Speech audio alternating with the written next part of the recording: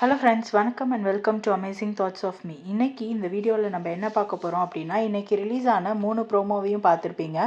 அதில் திவாகர் அவர் வந்து ரொம்பவே சண்டை போட்டிருப்பார். போன வாரம் ஃபுல்லாக அவர் எப்படி இருந்தார்னா, ரொம்ப ஜாலி மூடில் எல்லா கண்டஸ்டன்ட்கிட்டையும் சிரிச்சிட்டு ஹாப்பியாக இருந்தார். ஆனால் இந்த தடவை பார்த்தீங்க அப்படின்னா, அவர் வந்து ரொம்பவே நெகட்டிவ் வைப் வந்து சரவுண்ட் ஆன மாதிரி இருந்தார். That is the power of negativity. அவர் எப்போ வந்து பாரு அப்படிங்கிற நெகட்டிவ் கேரக்டரோடு சேர்ந்தாரோ அப்போவே முடிஞ்சு போச்சு அவரோட பாசிட்டிவிட்டி. ஆல்ரெடி அவர் வந்து நிறையா நான் நடிப்பு அரக்கன் அப்படின்லாம் சொல்லி பண்ணிகிட்ருப்பாரு. இப்போ அது இன்னும் வந்து ஜாஸ்தி ஆயிடுச்சு. வரைக்கும் இவங்க வந்து யாரை வேணால் எப்படி வேணால் பேசலாம், ஆனால் யாரும் வந்து இவங்கள பேசிடக்கூடாது.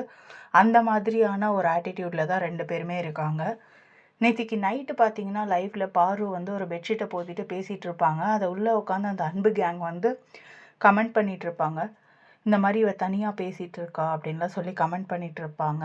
இதில் இன்னொன்று என்ன அப்படின்னு பார்த்தீங்கன்னா, அந்த கேங்கோட நியூ மெம்பர் யாருன்னா வினோத்.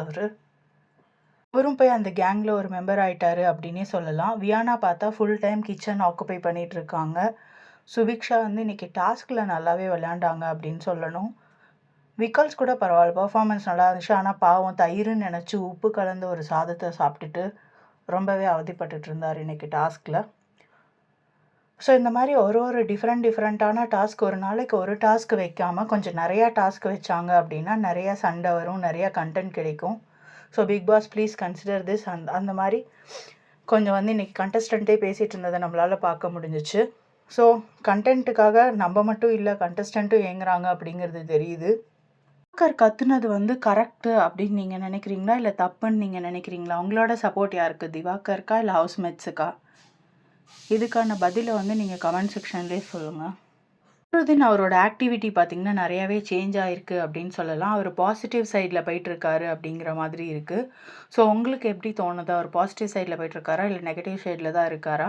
பட் ஆனால் நிறையா வந்து அவர் காமன் கம்போஸ்டாக ஆகிட்டார். அவர் வந்து கரெக்டான பாயிண்ட்டை கரெக்டான டயத்தில் பேசுகிற மாதிரி தெரியுது. இப்படியே போனால் மேபி அவர் வந்து டாப் 5ல் கூட வரலாம். திவாகர் அவர் வந்து உள்ளே இருக்கிறவங்கள ரொம்ப இரிட்டேட் பண்ணுறாரு. பார்ப்போம் அவங்க என்ன ஸ்டெப் எடுக்கிறாங்க, இல்லை மக்களாகி நீங்கள் என்ன ஸ்டெப் எடுக்கிறீங்க அப்படின்ட்டு.